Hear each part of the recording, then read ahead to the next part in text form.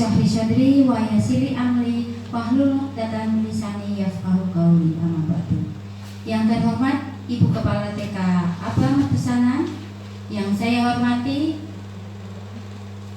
Guru Mertosanan, TK Aba Mertosanan, yang saya hormati CGP yaitu Ibu Mumpat SPD dan Ibu Sri Ngatira SPD yang berbahagia. Pertama-tama marilah kita panjatkan puji syukur kehadirat Allah Subhanahu wa Ta'ala, bahwasannya pada siang hari ini kita masih diberi kesempatan dan kenikmatan sehingga dapat hadir di sini untuk menghadiri acara diseminasi implementasi budaya positif. Sholawat serta salam senantiasa kita limpahkan pada junjungan kita Nabi besar Muhammad Sallallahu Alaihi Wasallam serta keluarga dan sahabatnya. Semoga kita nanti mendapat syafaatnya di yaumul qiyamah. Amin. Ibu guru yang saya hormati, perkenankanlah saya di sini sebagai pembawa acara yang akan membersamai ibu-ibu semua. Saya akan membacakan susunan acaranya. Yang pertama yaitu pembukaan, yang kedua menyanyikan lagu Indonesia Raya, yang ketiga sambutan dari Ibu Kepala TK Aba Mertosanan, yang ketiga diseminasi implementasi budaya positif beserta berbagi praktik baik oleh kedua CGP tadi, yang ketiga tanya jawab, yang keempat lain-lain, dan yang kelima penutup. Monggo acara kita buka bersama dengan sikap sempurna. Kita melafalkan lafal basmalah bersama-sama. Bismillahirrahmanirrahim. Terima kasih. Untuk acara selanjutnya yaitu menyanyikan lagu Indonesia Raya yang akan dipimpin oleh Ibu Dr. Anda Susilowati Apriyani. Kepada beliau kami persilakan dan hadirin dimohon untuk berdiri.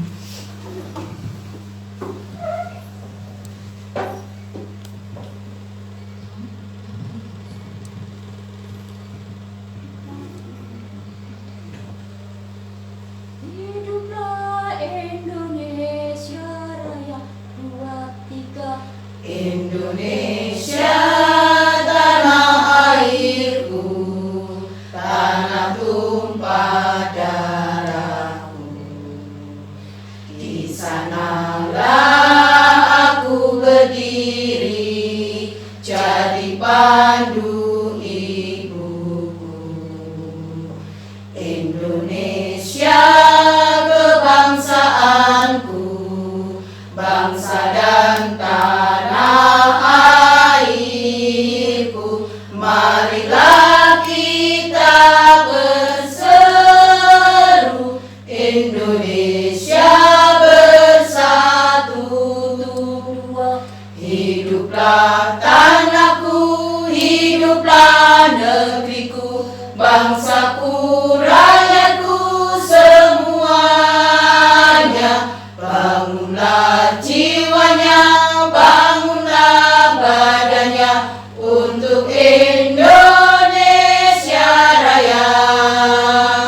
Indonesia Raya, merdeka, merdeka, tanahku, negeriku yang ku cinta. Indonesia Raya, merdeka, merdeka, hiduplah Indonesia Raya. Indonesia Raya, merdeka, merdeka, tanahku, negeriku yang ku cinta. Indonesia Raya, merdeka, merdeka, hiduplah Indonesia Raya.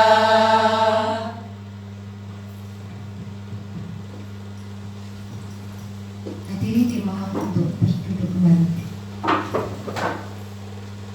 Baiklah, acara selanjutnya yaitu sambutan dari Ibu Kepala TK Aba Mertosanan. Kepada Ibu Siti Romla SPD kami disilahkan.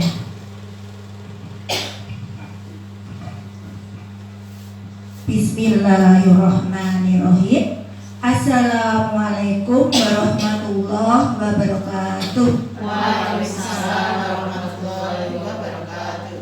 Rabbi shrahli sadri wa yassirli amri wahlul 'uqdatam min lisani yafqahu qawli. Amma ba'du. Ibu Mutika yang kami hormati, Ibu calon guru penggerak yaitu Ibu Mudri, Ibu Mumpar SPD, dan Ibu Sri Ngatirah SPD yang kami hormati pula, serta teman-temanku dari guru TK Aba Mertosanan yang kami sayangi dan hormati pula. Marilah kita panjatkan puji dan syukur kehadirat Allah.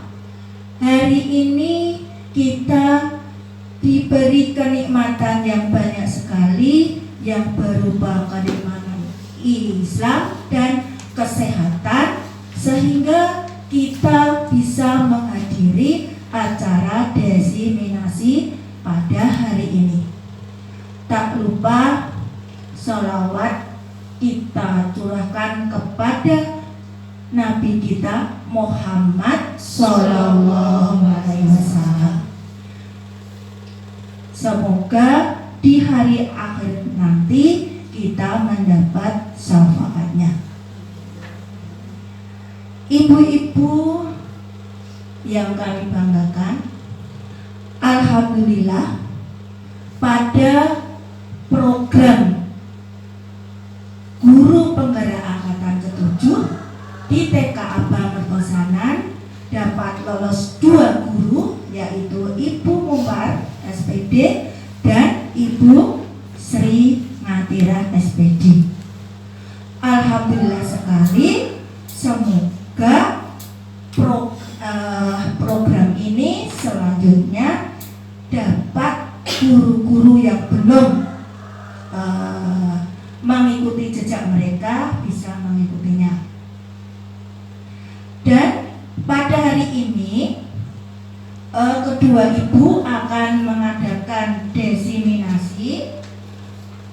Semoga di acara kegiatan ini ibu-ibu dapat menerima, mengamalkan apa yang nanti disampaikan oleh kedua ibu guru tadi, ya. Semoga nanti kedua ibu ini dan bersama guru-guru dan tenaga serta kepala sekolahnya bisa maju bersama. Akhirnya TK Aba Mertosanan akan lebih maju lagi. Amin.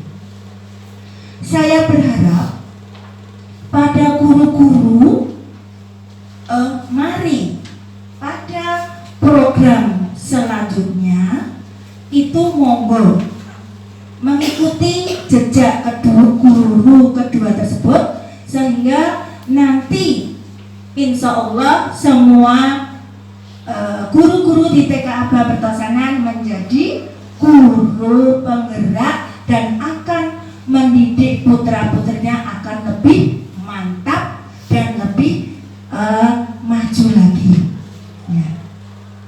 Demikian saja sambutan dari saya. Ada tutur kata saya yang kurang berkenan, saya mohon maaf dan saya akhiri. Wassalamualaikum warahmatullahi wabarakatuh. Waalaikumsalam warahmatullahi wabarakatuh. Terima kasih kepada Ibu Kepala TK Aba Mertosanan. Acara selanjutnya yaitu acara desiminasi implementasi budaya positif yang akan disampaikan oleh calon guru penggerak angkatan ke-7. Yang pertama yaitu Ibu Mumpar SPD, nanti dilanjutkan oleh Ibu Sri Ngatirah SPD, sekaligus nanti berbagi praktek baik. Baik Bapak Ibu-ibu semua, kita nanti ke depan kurang lebihnya 1 jam ke depan, di akhir sesi nanti ada tanya jawab gitu. Untuk mempersingkat waktu, Kita mulai saja sesi yang pertama yang akan disampaikan oleh Ibu Mumpat SPD. Pada beliau kami persilahkan.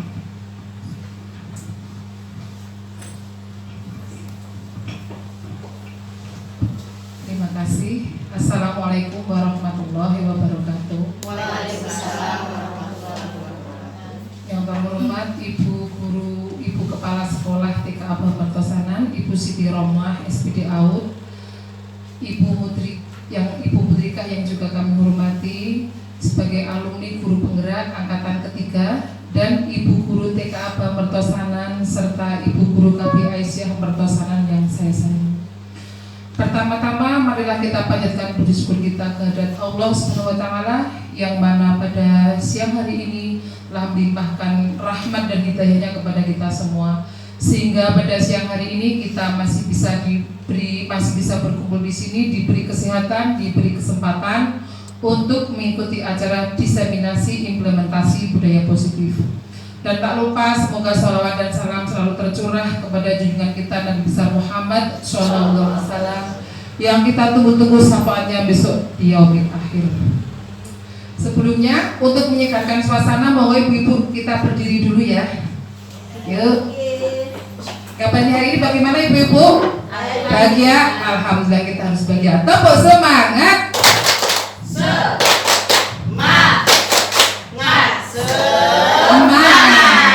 Oke, mana senyumnya ibu-ibu? Nah, berarti hari ini semuanya bahagia, semuanya gembira ya. Silakan duduk lagi ibu-ibu. Sebelum acara diseminasi kita mulai, sebelumnya saya akan memberikan sesuatu. Saya minta tolong kepada dua guru, bisa? Siapa mau yang bersedia? Bu Susi sama Bu Ratna, boleh duduk saja nggak apa-apa.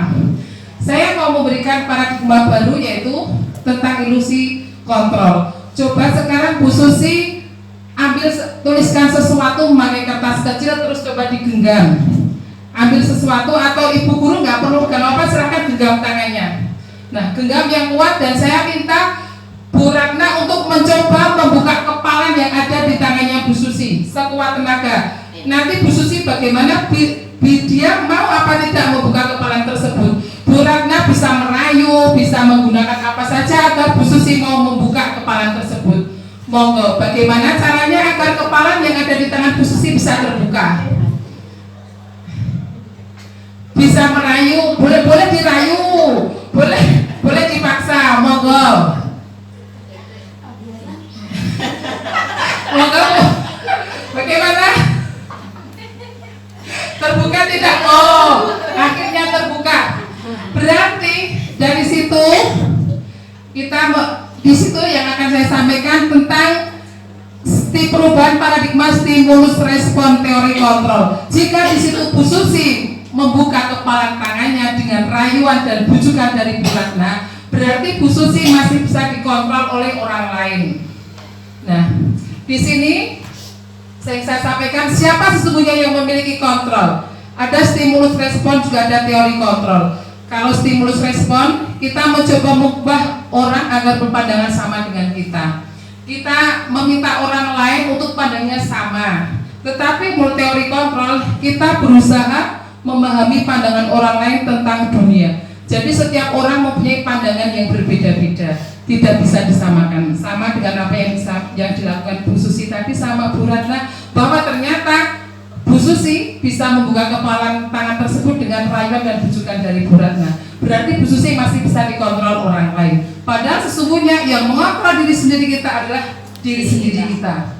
Selanjutnya, perilaku buruk dilihat sebagai suatu kesalahan. Stimulus respon, sedangkan teori kontrolnya hanya Anda yang bisa mengontrol diri Anda. Berarti diri kita sendiri yang bisa mengontrol di tubuh kita, perbuatan kita. Selanjutnya, orang lain bisa stimulus respon, orang lain bisa mengontrol saya. Di sini dalam teori kontrol bahwa Anda tidak bisa mengontrol orang lain. Tergantung dari masing-masing orang tersebut tadi ya Bu. Selanjutnya stimulus respon, saya bisa mengontrol orang lain. Padahal dalam teori kontrol Anda tidak bisa mengontrol orang lain. Yang mengontrol orang lain, yang mengontrol diri sendiri adalah diri kita sendiri. Selanjutnya yang Selanjutnya stimulus respon adalah pemaksaan ada pada saat bujukan gagal. Nah, tadi seperti ketika Bu Ratna membuka kepalan tersebut, jika tidak berhasil sepertinya tadi Bu Ratna memaksa agar dibuka kepala tangannya Bu Susi. Biasanya ketika dia akan memaksa sesuatu, akan memaksa orang lain untuk meminta.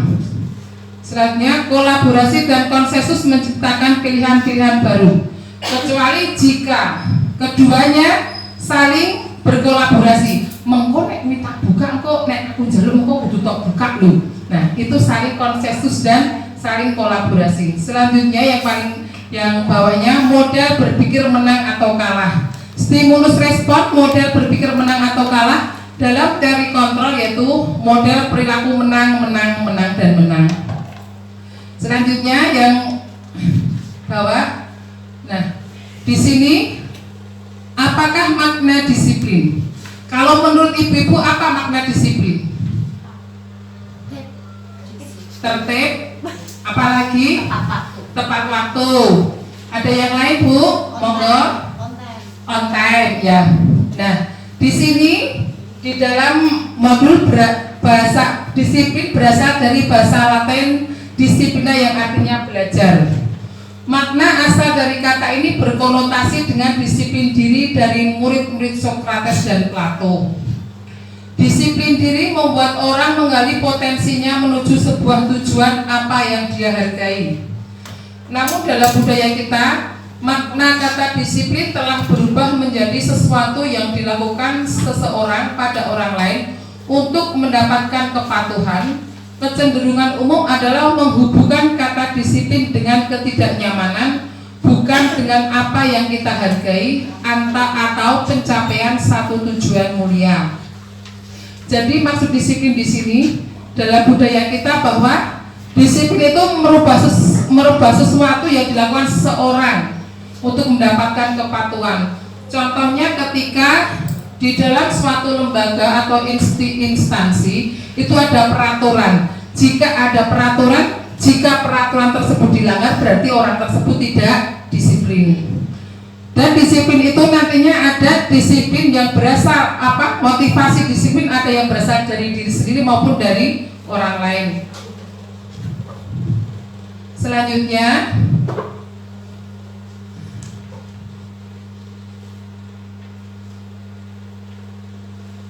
setelah disiplin, di sini akan saya paparkan tentang nilai-nilai kebajikan universal. Nilai-nilai kebajikan universal adalah sifat-sifat positif manusia yang merupakan tujuan mulia yang ingin dicapai setiap individu. Nilai-nilai tersebut bersifat universal dan lintas bahasa, suku bangsa, agama maupun latar belakang. Di sini nilai-nilai kebajikan berkaitan dengan apa yang tadi saya sampaikan di depan, yaitu tentang disiplin. Setiap perilaku atau perubahan memiliki suatu tujuan, seperti apa yang disampaikan Dr. William Glasser pada teori kontrol. Dengan mengaitkan nilai-nilai kebajikan yang diyakini seseorang, maka motivasi intrinsiknya akan terbangun, sehingga menggerakkan motivasi dari dalam untuk dapat mencapai tujuan mulia yang diinginkan. Teori dari Diana Gosen. Nilai-nilai kebajikan yang ingin dicapai oleh setiap anak Indonesia kita kenal dengan profil pelajar Pancasila, yaitu beriman, bertakwa kepada Tuhan Yang Maha Esa dan berakhlak mulia, mandiri, bernalar kritis, berkebinekaan global, bergotong royong dan kreatif. Jadi nilai-nilai kebajikan itu disesuaikan dengan lingkungan masing-masing dengan apa yang ada di daerah tersebut. Kalau di negara Indonesia, di tempat kita dikenal dengan profil pelajar Pancasila. Di negara lain ada lagi nilai kebajikan yang diyakini oleh negara tersebut, yang diputuskan oleh lembaga terkait membuat kebijakan-kebijakan yang terkait dengan kebijakan tersebut. Teori motivasi perilaku manusia.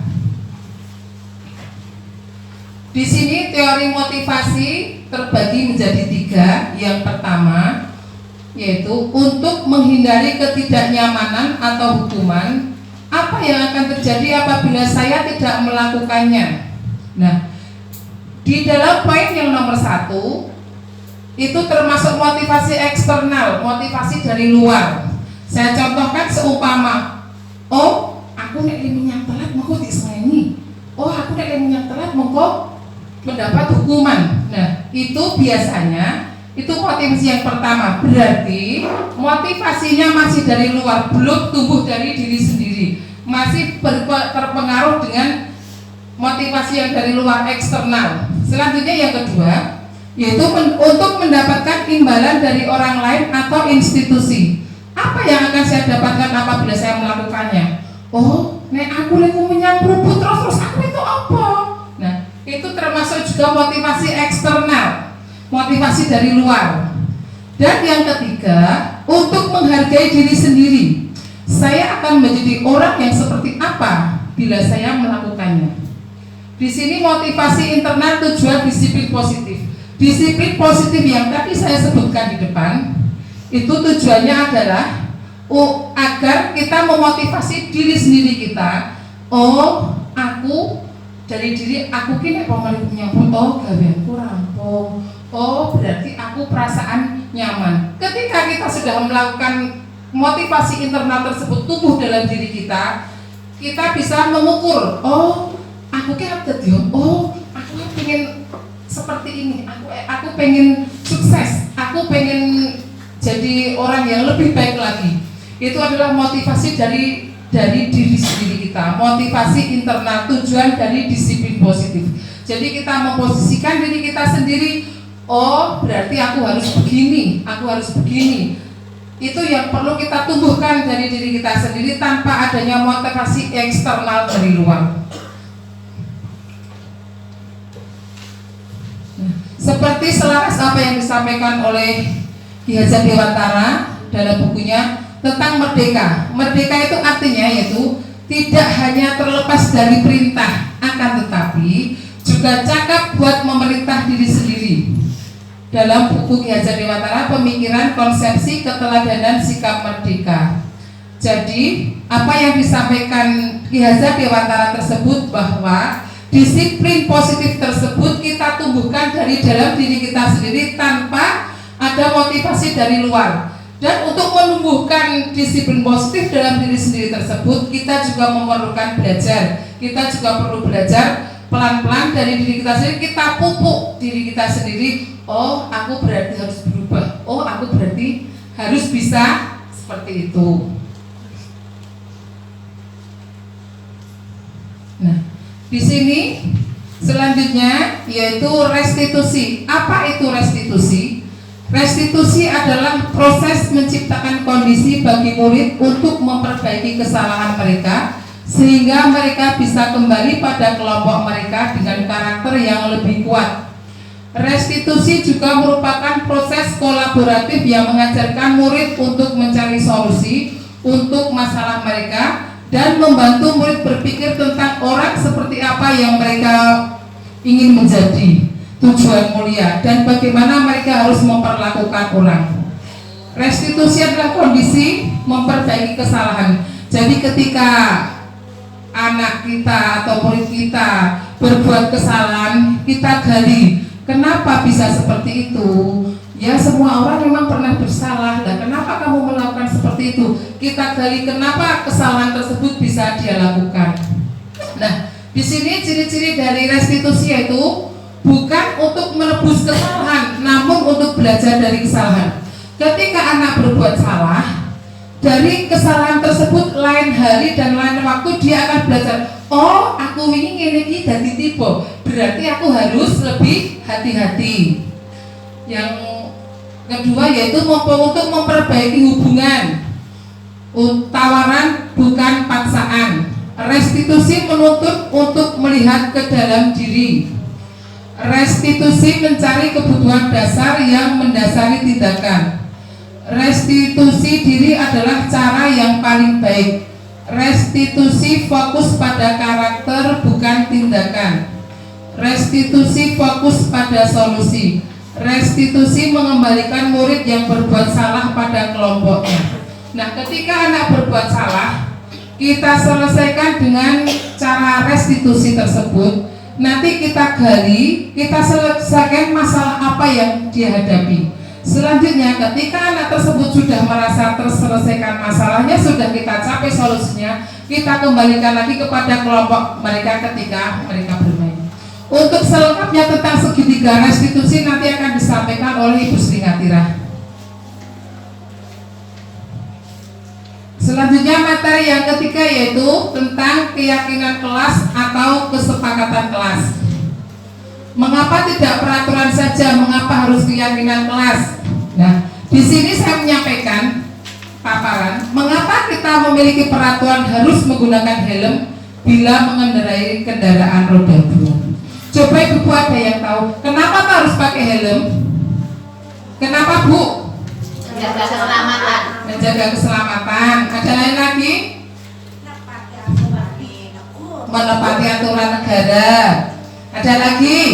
Nah, di sini saya sampaikan kenapa kok peraturan? Apa bedanya peraturan dan keyakinan kelas? Jika peraturan, sebuah peraturan itu yang membuat hanya sepihak.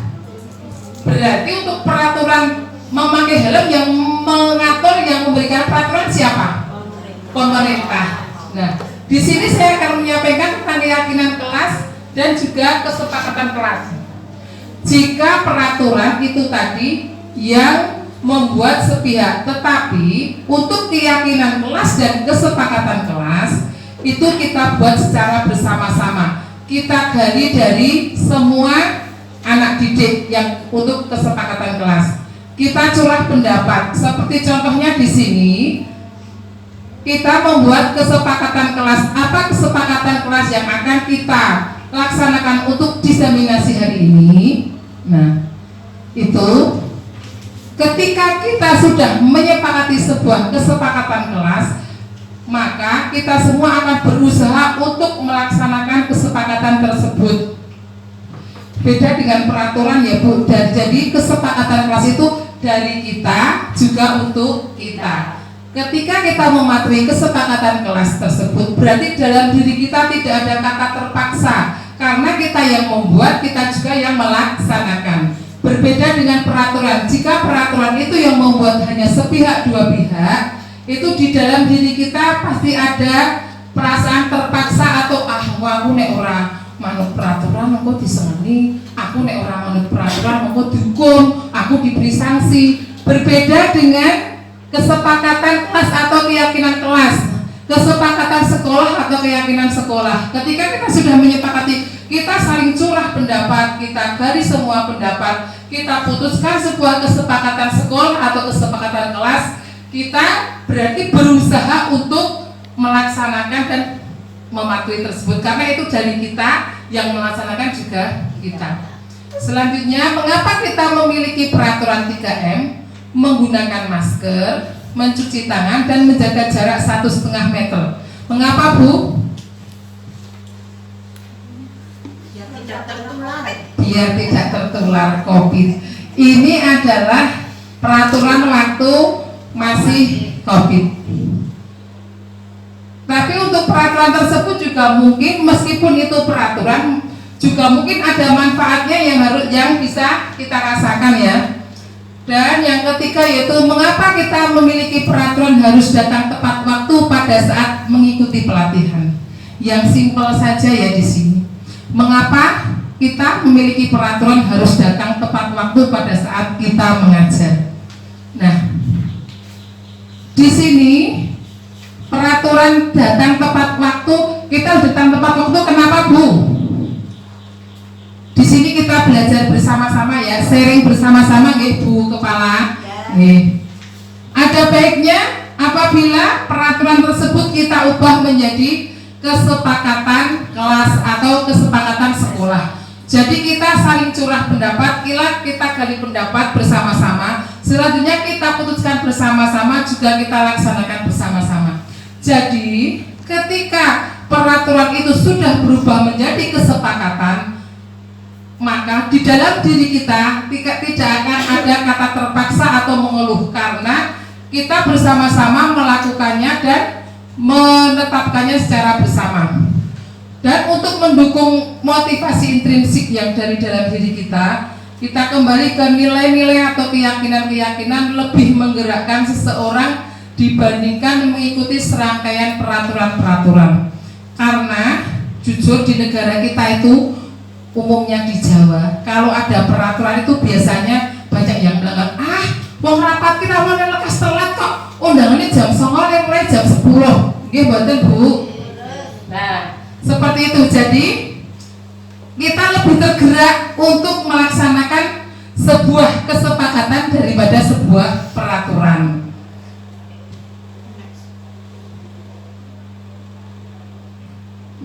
Nah, di sini saya sampaikan lingkaran budaya positif. Budaya positif itu luas banget ya Bu, di antaranya yaitu kembali ke atas Bu.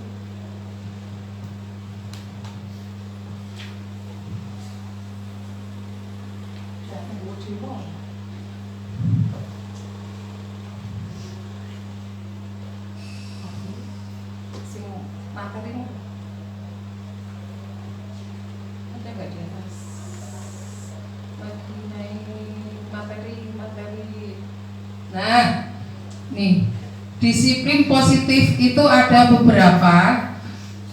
Di antaranya yaitu tadi disiplin positif ini ada nilai-nilai kebajikan universal, teori motivasi, hukuman dan penghargaan, keyakinan kelas, kebutuhan dasar manusia dan dunia berkualitas, posisi kontrol, dan segitiga restitusi.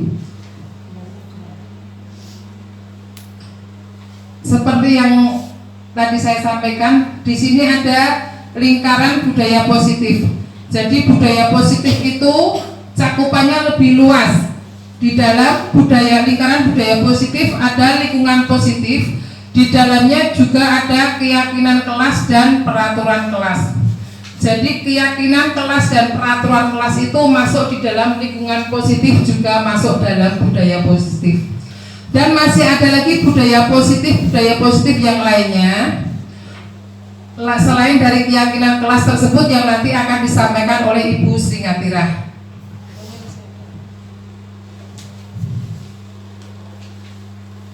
Nah, di sini ada peraturan dan keyakinan kelas.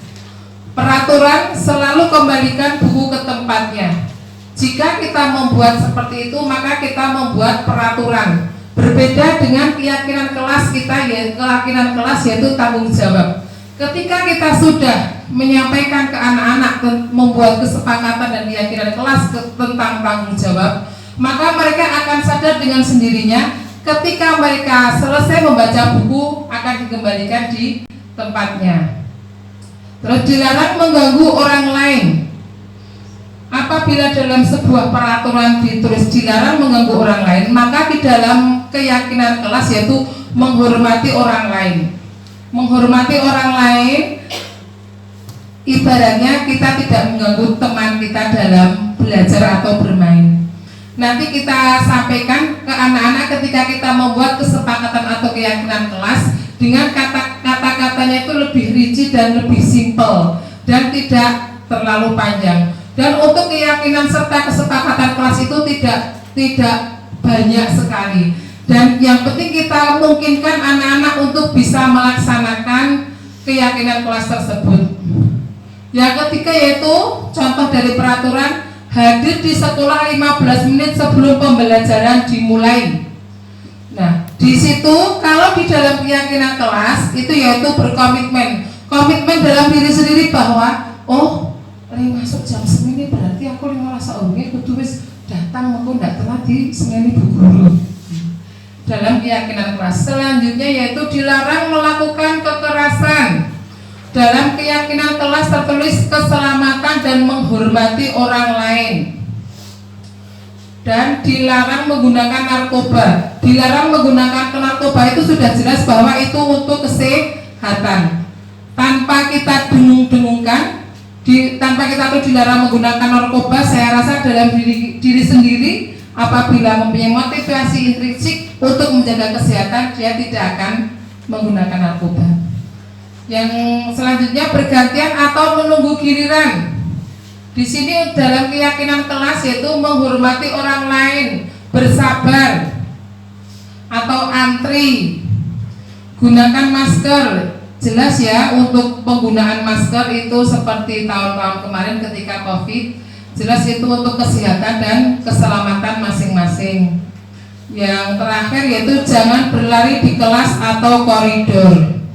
Itu di dalam keyakinan kelas kita membuat kesepakatan kelas yaitu keselamatan dan keamanan.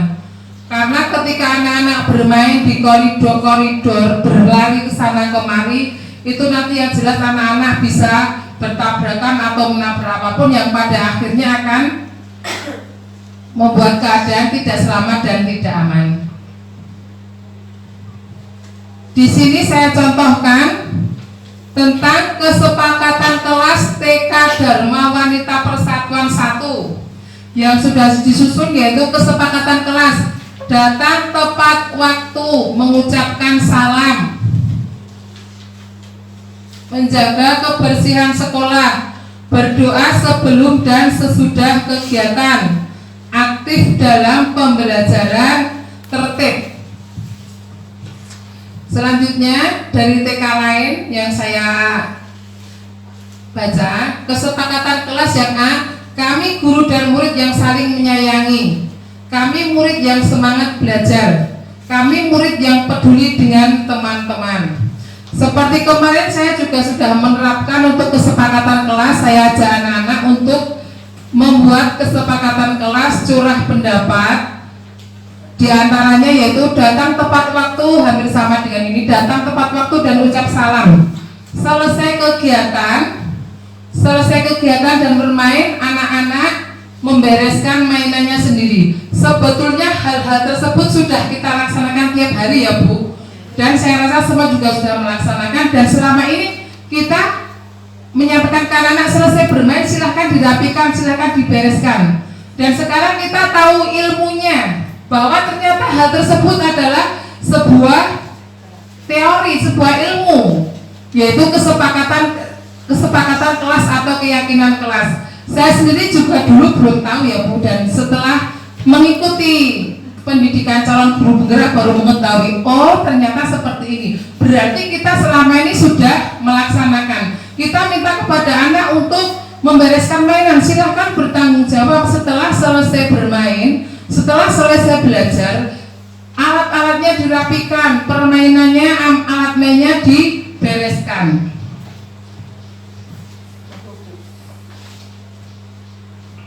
Nah, ini untuk kegiatan pendalaman keyakinan kelas menggunakan tabel T dan Z. Saya contohkan yaitu hormat.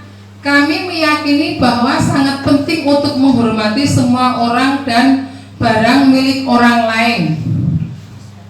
Bekerja, kami meyakini bahwa sangat penting untuk mengerjakan segala pekerjaan atau mengikuti kegiatan yang telah ditugaskan.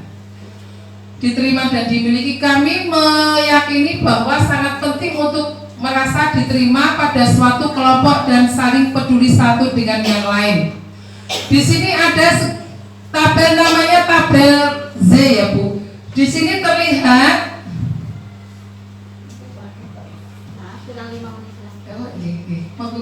selanjutnya Bu,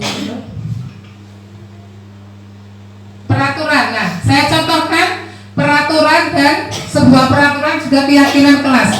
Peraturan yaitu selalu kembalikan buku ke tempatnya, seperti tadi yang sudah saya sampaikan. Kita membuat keyakinan kelas bertanggung jawab. Dilarang mengganggu orang lain, yaitu dalam keyakinan kelas kita menghormati orang lain. Di dalam peraturan hadir di sekolah 15 menit sebelum pembelajaran dimulai, yaitu menghormati orang lain dan berkomitmen. Nah, di sini materinya yaitu tentang hukum motivasi dan penghargaan. Dihukum oleh penghargaan. Kenapa bisa dihukum oleh penghargaan? Kok dihukum oleh penghargaan ini ngopo? Sebuah penghargaan, sebuah hukuman itu apabila diberikan, di sini ada pengaruh jangka panjang dan jangka pendek. Penghargaan menghukum, penghargaan mengurangi ketepatan, penghargaan tidak efektif, penghargaan merusak hubungan. Penghargaan menurunkan kualitas, penghargaan mematikan kreativitas, dan penghargaan mengurangi motivasi intrinsik. Nah, di sini yang akan saya sampaikan, kenapa bisa dihukum oleh penghargaan? Bahwa sebuah penghargaan itu bisa mempengaruhi jangka panjang dan jangka pendek. Saya umpamakan, saya contohkan. Ketika aku harus nggarap iki, aku harus nulis iki, aku nek nulis rampung, aku harus itu hadiah. Sekolahnya Pak Presiden kae. Nah, suatu ketika kita melaksanakan dan kita tidak mendapatkan hadiah, itu akan berpengaruh dengan jangka panjang. Rata garap orang romo Pak Presiden langsung mengenai hadiah kok. Itu berpengaruh antara jangka panjang dan jangka pendek. Selanjutnya penghargaan menghukum. Penghargaan menghukum itu sebuah penghargaan akan menghukum seseorang. Penghargaan mengurangi ketepatan. Ketika kita memberikan sebuah penghargaan kepada orang lain, di sini saya contohkan seorang mahasiswa ketika dia menyelesaikan tugasnya sampai selesai dan sempurna, dia mendapatkan penghargaan. Suatu ketika dia tidak bisa mengerjakan tugasnya sampai selesai, kurang pas, akhirnya dia tidak tepat. Jadi di sini yang akan saya sampaikan bahwa sebuah penghargaan itu bisa mengurangi kualitas kerja dan juga ketepatan. Penghargaan tidak efektif, penghargaan merusak hubungan. Saya contohkan yang penghargaan merusak hubungan ketika dua anak mengerjakan tugas ataupun beberapa anak murid kita mengerjakan tugas, ketika tugasnya selesai, si A mendapat hadiah. Oh, karena kamu bisa selesai, kamu saya beri hadiah ini ya. Ya. Tiba-tiba si B pulang, Bu, aku mau nggarap podo karo si A, nggarap bener, aku ora entuk hadiah. Akhirnya antara si A dan B tersebut menjadi bertengkar. Di sini maksudnya adalah penghargaan merusak, dimaksudkan penghargaan merusak hubungan. Oke. Selanjutnya untuk materi berikutnya nanti akan disampaikan oleh Ibu Sri Ngatira. Terima kasih waktunya. Wassalamualaikum warahmatullahi wabarakatuh. Ada kurang lebihnya saya dalam menyampaikan materi pada hari ini, mohon maaf. Terima kasih. Terima kasih kepada Ibu Mumpar SPD. Berikan aplausnya teman-teman ya. Bagaimana? Menarik? Menarik. Alhamdulillah. Masih semangat? Semangat. Masih bertahan? Bertahan. Bagus sekali materi pada siang hari ini. Tentunya juga teman-teman masih penasaran ya, masih banyak yang ingin diungkapkan. Nah, di acara selanjutnya yaitu sesi tanya jawab. Nah, sebelumnya saya bagi dulu dua sesi ya. Untuk sesi pertama 2 penanya ya. Untuk yang sesi ketiga sesi kedua 3 penanya. Nanti pertanyaannya mau ditujukan kepada siapa? Monggo. Untuk sesi pertama kita buka, monggo 2 pertanyaan. Silahkan Ibu Susi. Mau ditujukan kepada siapa? Saya tujukan pada Ibu Mumpar. Pertanyaannya silahkan. Bagaimana cara menanamkan disiplin positif pada anak didik, terutama anak usia TK? Begitu, langsung dijawab apa langsung satu lagi pertanyaan? Monggo. Baik, langsung saja dijawab. Monggo Ibu Mumpar yang pertama. Bagaimana cara menanamkan disiplin positif? Monggo. Terima kasih, pertanyaan yang disampaikan Bu Susi sangat bagus. Bagaimana cara menanamkan disiplin positif pada anak didik, terutama untuk anak-anak PAUD? Cara menanamkan disiplin positif seperti yang tadi sudah saya sampaikan, yaitu dengan restitusi, proses menciptakan kondisi bagi murid untuk memperbaiki kesalahan mereka sehingga mereka bisa kembali pada kelompok mereka dengan karakter yang lebih kuat. Di sini juga untuk disiplin positif pada anak itu bisa kita berikan pembiasaan dan rutinitas kepada anak sejak dini, baik itu di sekolah maupun di rumah. Ketika kita sudah menerapkan pembiasaan disiplin positif pada anak di sekolah, kemudian kita bekerja sama kolaborasi dengan orang tua, kita himbau agar apa yang sudah kita berikan kepada anak juga dilaksanakan di rumah, sehingga nanti akan tumbuh dari diri anak tersebut pembiasaan-pembiasaan yang dilakukan di sekolah akan terbiasa dilakukan di rumah. Seperti yang pernah saya sampaikan ke anak-anak, ketika mereka selesai belajar, saya biasakan anak-anak untuk merapikan tempat belajarnya, untuk membereskan alat-alatnya, serta membersihkan kelas menyapu. Dan ternyata apa yang saya berikan itu juga diterapkan anak-anak di rumah. Bahkan orang tua juga menyampaikan, Bu, lah kok nanti saya ini ngomong nyapu, belum nyapu. Itu karena pembiasaan yang kita sampaikan di kelas, sehingga akan terbawa anak di dalam rumah. Ketika dia merasakan, oh ternyata aku bantu ibu, ternyata bu guru ngenai apa larang kon ngersi kelas barengan lokai bar belajar, ternyata benar saya terapkan di rumah. Aku neng omah bantu bantu ibu nyapu, membersihkan kelas. Begitu Bu, sudah cukup? Kalau masih kurang nanti bisa ditambahkan. Berarti kalau menanamkan disiplin itu tidak hanya di sekolah ya Bu ya, tapi kita sama-sama antara di sekolah juga di rumah. Ya betul. Jadi setelah kita ajak anak di sekolahan, lalu kita himbau kepada orang tuanya agar apa yang kita berikan kepada anak bisa diterapkan di rumah. Jadi saling bersinergi, bekerja sama. Bekerja sama antara orang tua dan guru. Ya. Masih belum puas, sudah pas belum Bu jawaban yang saya berikan? Alhamdulillah sudah. Baik, terima kasih. Untuk pertanyaan yang selanjutnya dari Bu Anis yang ditujukan kepada Ibu Mumpan, yaitu perkataan dari kalimat didiklah anak sesuai pada zamannya. Itu maksudnya bagaimana? Monggo silakan. Ya, terima kasih, pertanyaan yang sangat bagus.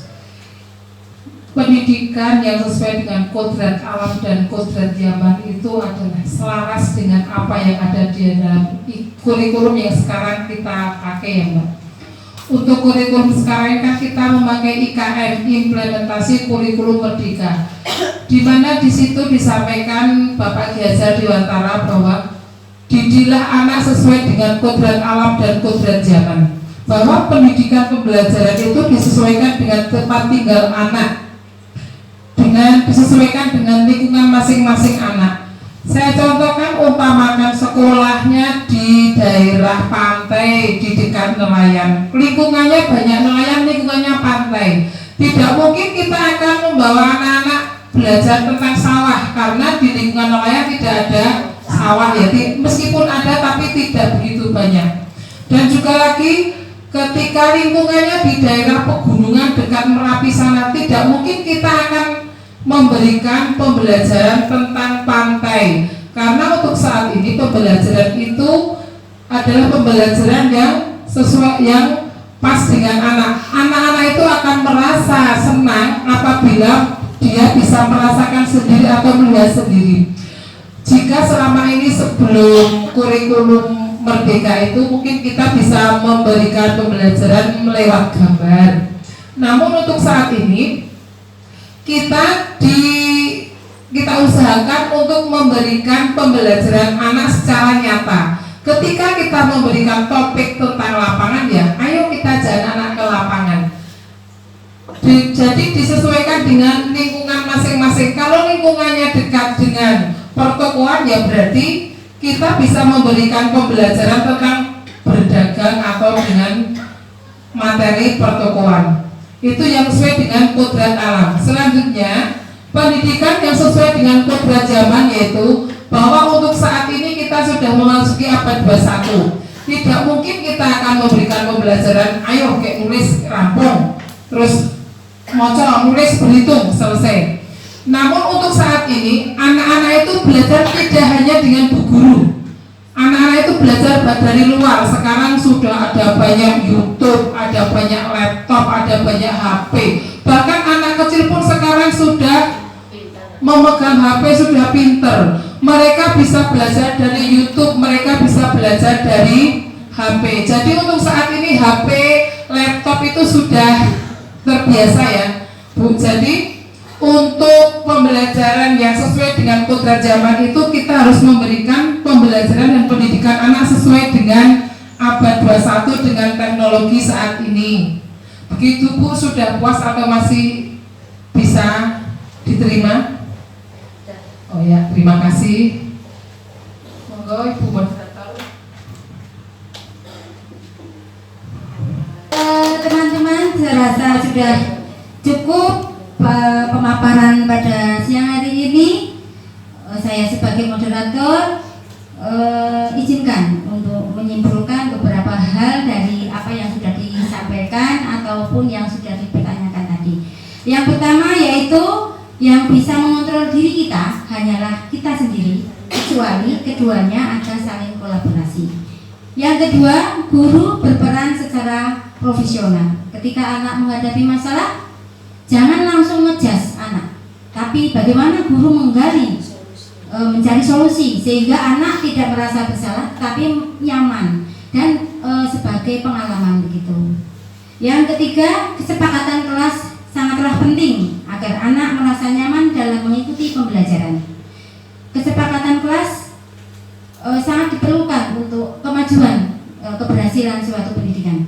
Yang selanjutnya, disiplin positif bisa tercapai apabila kita sebagai menjadikan suatu pembiasaan yang berkolaborasi, berkesinambungan, bersinergi dengan orang tua. Jadi yang diajarkan di sekolah, di dalam sekolah ada kesinambungan diterapkan di rumah, adanya kolaborasi kerjasama dengan orang tua, begitu. Yang selanjutnya, posisi yang paling bagus, posisi kontrol kita adalah sebagai manajer, tapi ada kalanya kita sebagai teman, ada kalanya kita sebagai pemantau. Sekali lagi, yang selanjutnya yaitu janganlah sekali-kali kita mengejudge anak, gitu ya Bu ya. Demikian untuk selanjutnya semboyan guru penggerak ya, bergerak, tergerak dan menggerakkan ya, begitu ya. Ketika saya mengucapkan guru penggerak, coba teman-teman bisa menjawab bergerak, tergerak dan menggerakkan ya. Guru penggerak, Bergerak, tergerak, menggerakkan. sekali lagi, guru penggerak, Bergerak, tergerak, menggerakkan. Nah, alhamdulillah di TK teman-teman ada 2 calon guru penggerak. Mari kita support, mari kita dukung, mari kita motivasi. Beliau banyak ilmunya, nanti kita bisa minta berbagi baik seperti yang setelah disampaikan tadi. Bisa bergerak, tergerak dan menggerakkan di lingkungan sekolah, di sekolah maupun di lingkungan di gugus misalnya, seperti itu. Baik, terima kasih atas kebersamaan kita. Saya sebagai moderator, apabila banyak tutur kata saya atau ada yang kurang berkenan, saya mohon maaf yang sebesar-besarnya. Marilah kita tutup bersama dengan lafal hamdalah bersama-sama. Alhamdulillahirabbil alamin. Wassalamualaikum warahmatullahi wabarakatuh. Waalaikumsalam warahmatullahi wabarakatuh.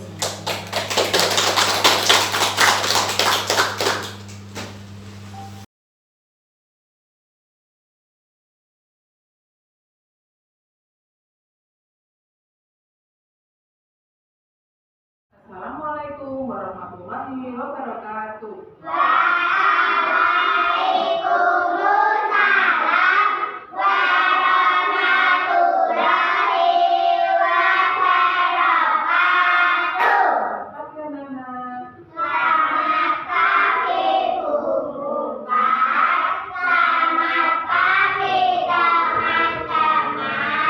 Gimana kabarnya hari ini?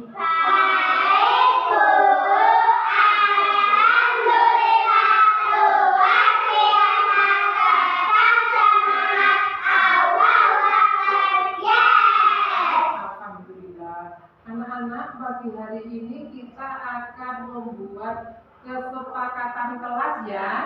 Oke, kesepakatan kelas itu apa?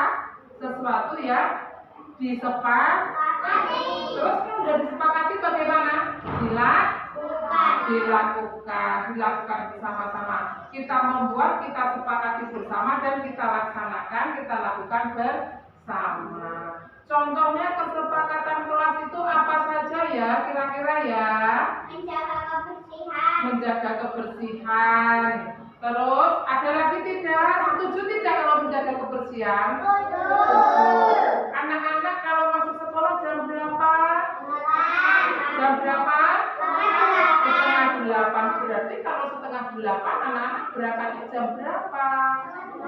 7:30 sampai di sekolahan. Itu namanya apa? Datangnya bagaimana? Tepat waktu. Sepakat ya? Sepakat datang tepat waktu. Nomor 1 kita buku itu di sini dulu ya. Datang tepat waktu. Datang tepat waktu. Setuju ya? Nah, nomor 1. Ada lagi tidak? Ada lagi tidak? Kesepakatan saya ini apa saja? Anak-anak kalau masuk kelas bagaimana? Ucap salam. Ucap salam. Apalagi yang kita sepakati selain ini apa? Ada datang tepat waktu, ucap salam, apa lagi? Nyapu, terus apa lagi? Nyapu dan ngepel itu termasuk apa? Menjaga kebersihan.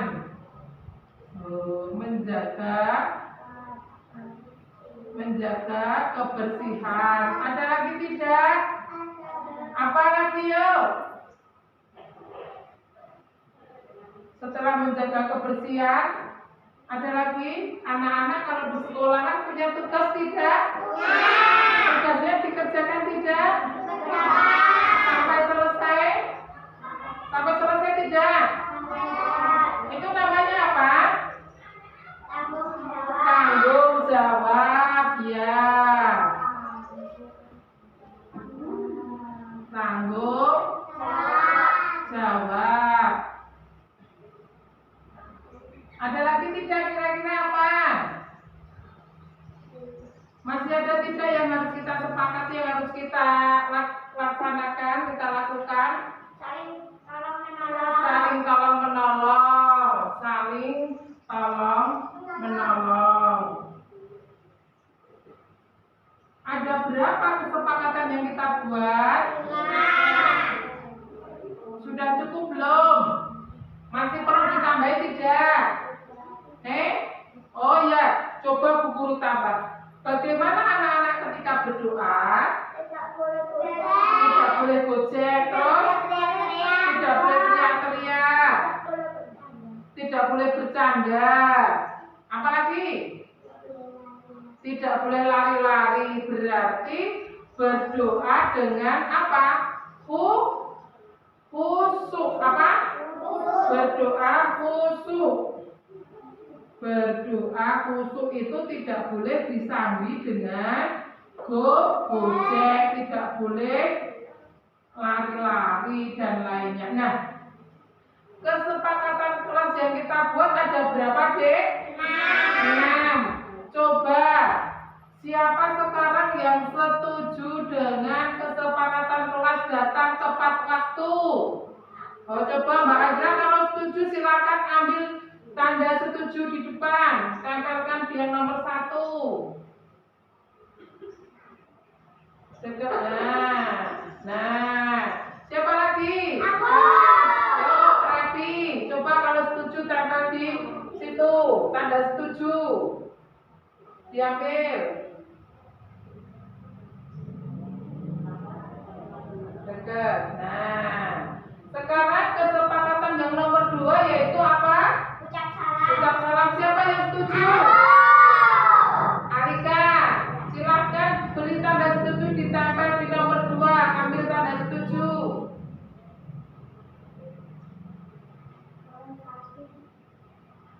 Nah, ya boleh. Yuk, siapa lagi?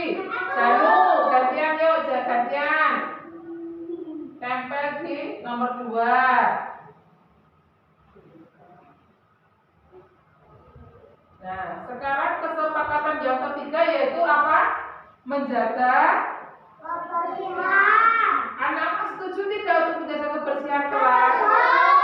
Silakan setuju.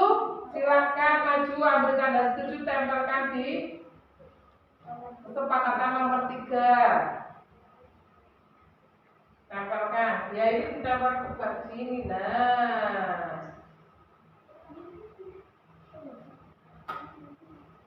Nah, siapa lagi? Fatin setuju? Silahkan ambil tanda setuju, tempel di nomor 3.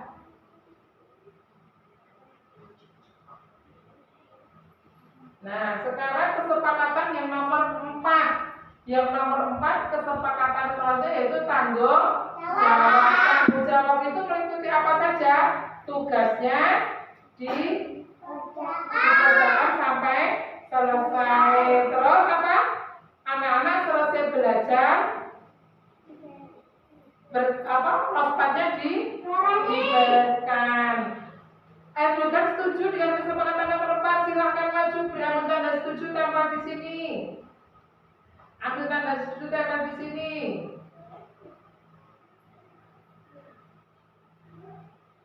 Tempel di sini. Silahkan. Nah, kesepakatan selanjutnya yaitu saling apa? Tolong. Siapa yang belum maju menempel tanda setuju? Fatan maju, silahkan tempelkan di sini.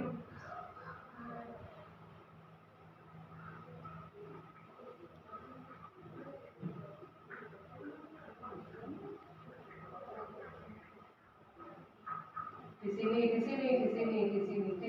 sini. Nah, sekarang yang nomor 6, kesepakatan yang nomor 6 yaitu berdoa dengan apa? Khusyuk. Anak-anak setuju tidak? Guru juga setuju. Sikap ketika berdoa yaitu harus khusyuk, tidak boleh sambil bercanda. Sekarang kita ulang, kita kupas. Kesepakatan kelas B3 yang pertama apa tadi anak-anak? Yang nomor 2 apa? Yang selanjutnya nomor 3 apa? Yang nomor 4? Nomor 4 apa? Tanggung. Yang nomor 5 apa? Tolong. Yang nomor 6 berdoa khusyuk. Ada 6 kesepakatan yang harus kita laksanakan. Semuanya setuju anak-anak? Silakan satu persatu maju, tulis namanya di sini yuk. Sekolah Fatin urut. Di sini tulis namamu di sini. Apa di sini nggak apa-apa, sini Fatin. Tulis namanya. Sama di sini. Gini. Tulis namamu.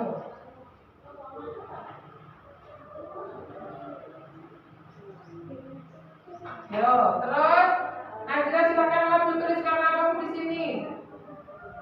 Jajar Fatin. Berarti tanda setuju dengan kesepakatan yang kita buat. Yo, Alika boleh maju menuliskan namamu di sini. Jangan deket-deket. Yo, Alika.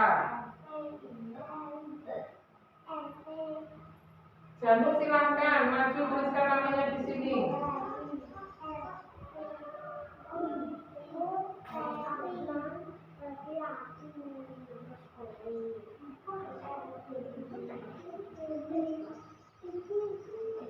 Yo, Afnan silakan maju tuliskan namamu. Berarti yang namanya tertulis di sini berarti setuju dengan kesepakatan yang kita buat. Semuanya sepakat? Setuju? Berarti harus kita lakukan, kita laksanakan.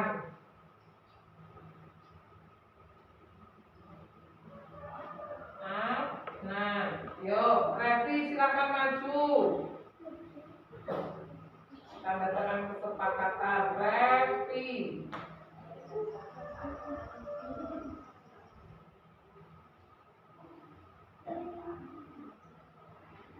Terus Patan.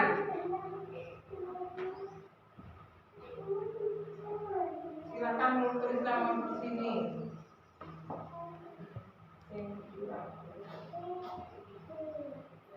Ya, kita tulis.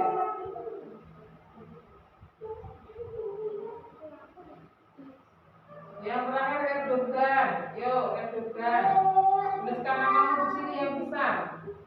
Di sini. Erdogan.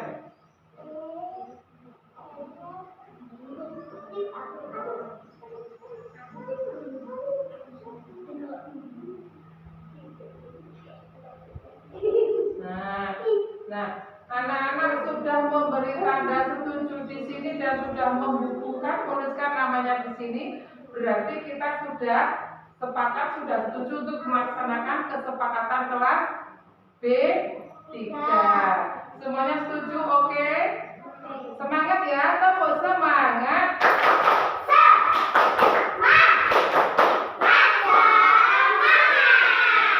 Kesepakatan kelas B3 yang sudah kita buat, kita susun, mari kita laksanakan apa? Bersama-sama. Oke semuanya ya? Oke. Nah, sekarang kita tutup pelajaran pada hari ini. Wassalamualaikum warahmatullahi wabarakatuh.